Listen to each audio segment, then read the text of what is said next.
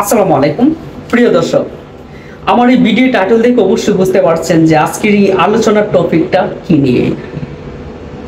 আমরা জানি স্বৈরাচার সরকার শেখ হাসিনার পতন হয়েছে, তার পিছনে জামাত, শিবির এবং বিভিন্ন রাজনৈতিক দলও এটার সাথে জড়িত ছিল।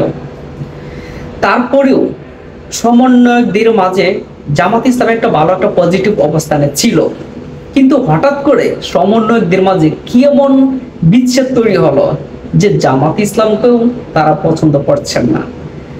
দিন শেষে জামাত কেন এখন প্রশ্নবিদ্ধ, সেটা হলো কিছুদিন আগে একটি সংবাদ সম্মেলনে উপদেষ্টা নাহিদ ইসলামকে প্রশ্ন করা হয়েছিল, যে প্রশ্নটা ছিল এরকম,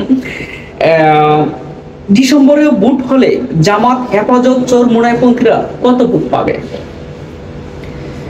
নাহিদ ইসলাম উত্তরে বলেন, আগের হিসাব এবার মিলবে না, কেননা দীর্ঘদিন মানুষ ভোট দিতে পারেনি, প্রচুর পরিমাণে নতুন ভোট হয়েছে এবার।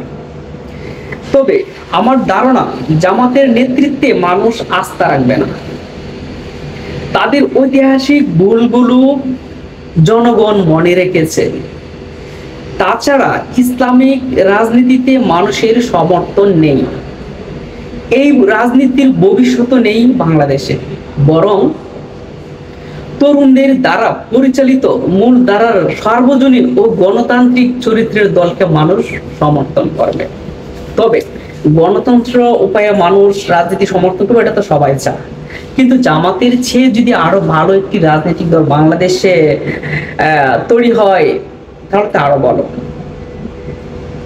তবে জামাতকে নিয়ে এইভাবে আপনারা মন্তব্য করবেন না, কারণ জামাত এমন একটি রাজনৈতিক দল যেটা দীর্ঘ 16 বছর অনেক নির্যাতন সহ্য করেছে, কিন্তু তারা কখনো পিছপা হয়নি।